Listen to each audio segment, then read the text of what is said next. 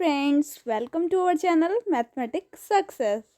देखिए, आज हम लोग डिस्कस करने वाले हैं सीबीटीसी के संकर प्राचल और उसके प्रारूप। ठीक है, इससे पहले हम लोगों ने डिस्कस कर लिया था सीटीसी। ठीक है, और एक फ्लो चार्ट आपके लिए बनवाएंगे। ठीक है, वो लास्ट में बनवाएंगे। आपको पहले दिन दिखाया भी था कि कैसे बनाना है। ठीक है, अब इसको पढ़ने के बाद वो बहुत अच्छे से तुम लोग कर पाओगे। ठीक है, तो अभी ये डायग्राम भी बनवाया था इसका। ठीक है, अब आपको इसका भी डायग्राम सबके अलग अलग होंगे। अब एक आपके लिए होमवर्क भी रहेगा। ठीक है, ये कराने के बाद एक आपके लिए होमवर्क देंगे, तो इसलिए अच्छे से समझिएगा इसको। और आप इसको भी खुद कर सकते हैं अगर आपने पहले पिछला वाला देखा है। ठीक है, तो एक बार ट्राई ज़रूर करिएगा। ठीक है, आगे इसके बाद जो भी होगा सीईटीसी, तो वो आपके लिए हम देंगे होमवर्क में। ठीक, तो अभी सीबीटीसी पढ़ो। सीसीटीसी हो गया, सीबीटीसी और देन सीईटीसी। तो देखो अभी कहाँ है, यहाँ पे हैं। ठीक है, ये तो बता दिया था, पहला वाला पूरा डिस्कशन हो गया था। तो सीबीटीसी करना है। ठीक है, थोड़ा वो साफ ना दिख रहा हो तो मैं बोलूँगी सुन लेना। ठीक है, अगर कोई डाउट हो तो नीचे कमेंट बॉक्स है ही।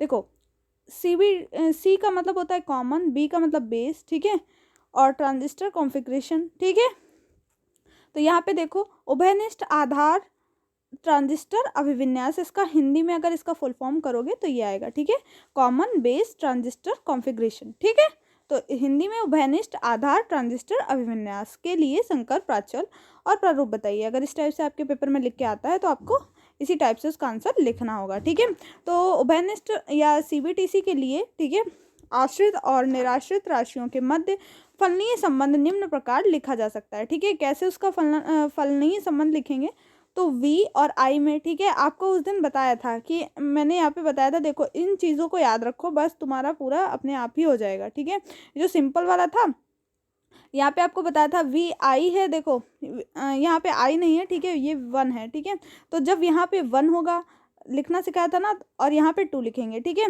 1 और यहाँ 2, यहाँ V लिख दो, यहाँ I लिख दो, इक्वल लगा दो, फंक्शन यहाँ भी, फंक्शन यहाँ भी, यहाँ पे ब्रैकेट लगा लो। ठीक है, यहाँ देखो यहाँ 1 रहेगा, यहाँ भी 1, यहाँ भी V2, यहाँ भी V2, same as it is लिखना है। ठीक है, तो आपको बस इतना ही करना था। वैसे ही यहाँ पे आप ध्यान रखना, जो यहाँ पे 1 पे है वो वहाँ पे भी 1 पे होगा। ठीक है, बस इतना ही आपको यहाँ पे ध्यान में रखना है। देखो यहाँ पे देखो E है यहाँ पे, तो यहाँ भी IE है। देखो क्या था, V1 equal to F I1 V2, यही तो था। तो देखो VEB, ठीक है, क्योंकि ये क्या है,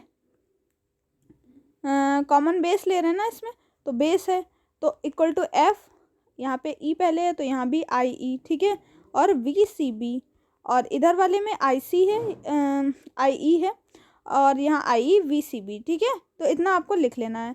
देन आपको क्या करना है, देखो बस यहाँ पे जैसे H11 लिख रहे थे, यहाँ पे 1, यहाँ पे 1, H11 हो गया। ऐसे ही यहाँ पे VEB, तो यहाँ पहले क्या आएगा, IB IE। ठीक है, HRB, मतलब ये जो F लिखा होगा उसका मतलब फॉरवर्ड है, यहाँ पे FB लिखा है देखो, और यहाँ पे जो R लिखा हुआ है रिवर्स है। ठीक है, तो इतना ध्यान रखना। ठीक, ये VCB एज इट इज़ लिखना है।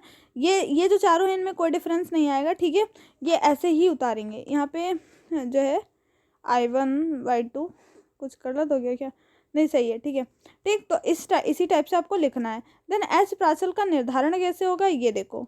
ठीक है, HIB पहले क्या निकालेंगे भाई, IB तो निकालेंगे पहले, क्योंकि H11 पहले निकाल देते हैं। H11 मेरा IB है, तो हमने समीकरण 1 नोट कर ली और अब निकालेंगे। देन HIB को ज्ञात करने के लिए उपरोक्त समीकरण में भाई HIB की वैल्यू चाहिए, तो इनमें से एक टर्म को 0 होना पड़ेगा, या तो VCB 0 हो या HRB 0 हो।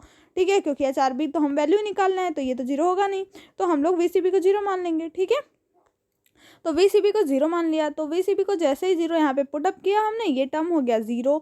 तो HIB बराबर क्या हो गया, EB के अपॉन में ये वाला IC आ गया। ठीक है, और ऐड यहाँ पे लिखा है VCB जब 0 है, ये ऐसे करके जो VCB लिखा हुआ है 0, तो इसका मतलब है जब VCB 0 है तब ये HIB की वैल्यू है। ठीक है, यूनिट क्या होगी, ओम होगी, ये ऐसे बना हुआ है। ठीक है, और जब अगर ऐसे साइन जहाँ पे आपको दिखो, उसका मतलब म्यू होता है, मतलब ओम का उल्टा। ठीक है, 1/ओम।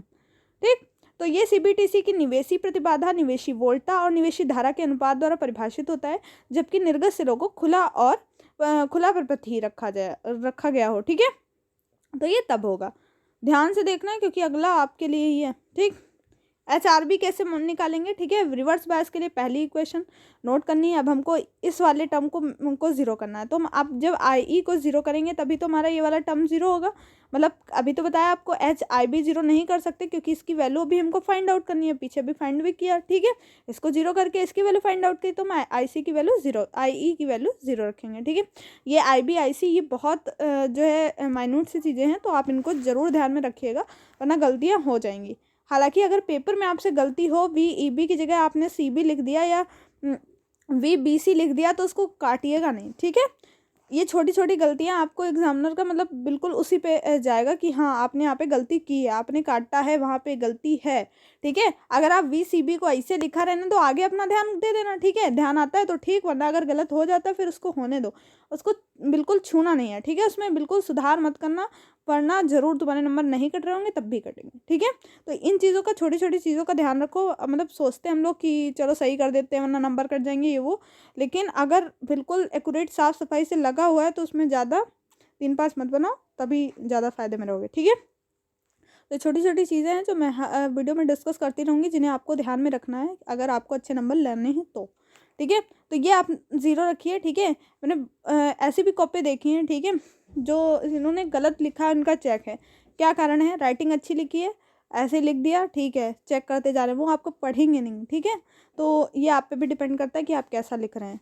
यहाँ पे HR जैसे ये ज़ीरो रखा तो HRB बराबर क्या होगा, VEB अपॉन VCB, CB इसके अपॉन में आ गया। कब है ये, जब IE ज़ीरो है। तो ऐसे करके I इक्वल टू ज़ीरो लिखा। यहाँ यूनिट लेस क्यों है, क्योंकि जब आपको V अपॉन V होगा तो ये कट जाएंगे, तो 1 मीन्स इसकी कोई यूनिट नहीं है, ठीक है। वहाँ पे ओम आ रही थी क्योंकि वहाँ पे ऊपर और नीचे वाला V, मतलब वहाँ पे I था नीचे नीचे ना, इसलिए, ठीक है। यहाँ पे VEB और VCB व्युत्क्रम वोल्टा लाभ को प्रदर्शित करते हैं, जबकि जो खुला परिपथ में इसी कारण इसे पश्च वोल्टा लाभ कहते हैं, ठीक है। यहाँ पे थोड़ा सा छूट गया, जबकि निवेशी खुला परिपथीय दिया हुआ है, ठीक है। ये खुला परिपथीय तब के लिए है, ठीक है। तो ये यूनिट लेस हो गया। तो अब सेकंड में जाएंगे और FB निकालेंगे, मतलब फॉरवर्ड के लिए, ठीक है। अभी तक रिवर्स के लिए था, अब फॉरवर्ड के लिए निकालना है। देखो अब रिवर्स के लिए क्या करेंगे, यहाँ पे मतलब FB के लिए अब ये निकालना है, ठीक है। वो ये फेसबुक वाला FB नहीं है, ठीक है। ये FB है फॉरवर्ड बैस, ठीक। तो इसमें से इसको ज़ीरो करना पड़ेगा, आपको पता है ये तो ज़ीरो होगा नहीं, तो VCB को ज़ीरो कर दिया, VCB को ज़ीरो कर दिया तो यहाँ से HFB निकल करके आ गया IC अपॉन IE। ये कब होगा, जब VCB ज़ीरो है तब होगा, ठीक है। तो इतना आपको ध्यान रखना है, बहुत ज़्यादा इसमें कुछ है नहीं, तो आप याद रख सकते हैं। यहाँ पे एक बार इसको लिख के ज़रूर करना, ठीक है। नीचे बताना मुझे कमेंट में किसने किसने किया है। ये HFB को निर्वात धारा IC तथा निवेशी धारा IE के अनुपात को, मतलब ये IC और IE बस जो लिखा बना हुआ है आया है वही लिखना है आपको।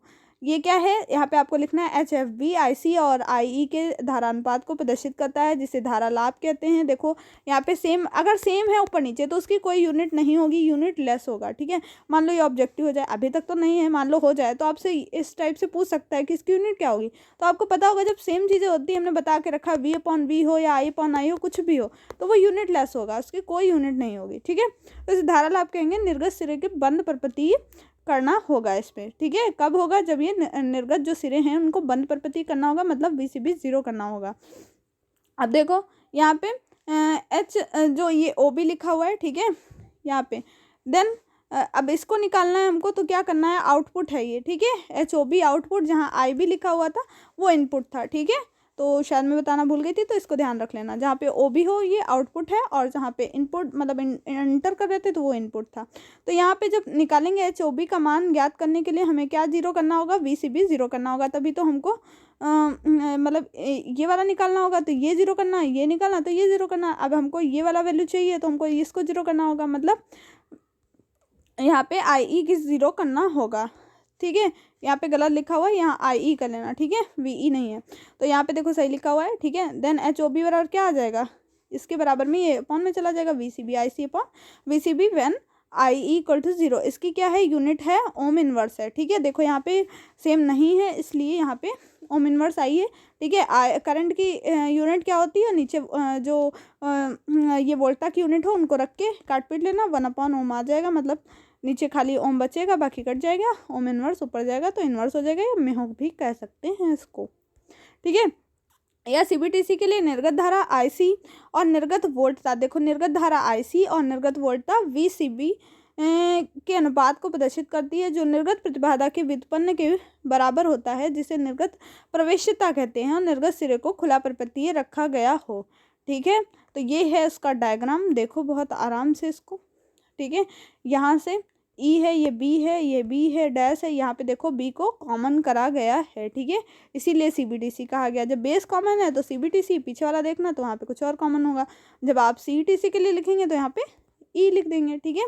तो आपको बस इतना ही चेंजमेंट करना होता है। तो यहाँ पे आई सी ये इनपुट है, आई बी है, ठीक है, यहाँ आई सी है, ये एच एफ बी, ठीक है, फॉरवर्ड, और ये रिवर्स है, और यहाँ पे वोल्टा वी ई बी है, यहाँ पे एच ओ बी आउटपुट मिल रहा है, ठीक है। तो आपको बस इतना ही बनाना है, common terminal for input output, ये कॉमन टर्मिनल है इनपुट आउटपुट का बेस, ठीक है। तो आपको इसी तरीके से डायग्राम बनाना है, और सीईटीसी के लिए आपको खुद करना है विद लैंग्वेज, ठीक है। तो ये आपका होमवर्क है, और मैं कराने वाली नहीं हूँ, ठीक है। तो इसलिए इसे आप लोग खुद करेंगे, और अगर करेंगे तो दिखा भी देंगे आपको सही है कि गलत है, लेकिन पहले आपको ट्राई करना है, ठीक है। कल मैं नहीं दिखाने वाली हूँ, जब सब हो जाएंगे उसके बाद दिखाएंगे, लास्ट यूनिट के लास्ट में, ठीक है। तो इसको ज़रूर से अपने आप करना अच्छे से, ठीक है। इस टाइप से इक्वेशन बननी है, मैं चलो इतना दिखा दे रही हूँ, ठीक है। अब तो कर लोगे, ठीक है। अब तो कुछ नहीं करना है, बस एक एक को जीरो पुटअप करते जाओ करते जाओ करते जाओ, पक्का से मतलब बहुत अच्छे से तैयार हो जाएगा, ठीक है। तो इस वीडियो में इतना ही पढ़ाएंगे, और अगर कोई मतलब कोई प्रॉब्लम हो तो नीचे कमेंट बॉक्स में बता देना। जल्दी एक वीडियो आने वाला है कि आपका मैथ में भी अब प्रैक्टिकल होगा, ठीक है, उस पर क्या है, क्या प्रोसेस रहेगी, तो उस सब के बारे में बताना है, ठीक है। तो वो वीडियो भी ज़रूर देखना, ठीक है। और फ्रेंड्स को अपने अगर वीडियो पसंद आया तो शेयर ज़रूर कर देना, ठीक है। और मिलते हैं नेक्स्ट वीडियो में। जय हिंद, जय भारत।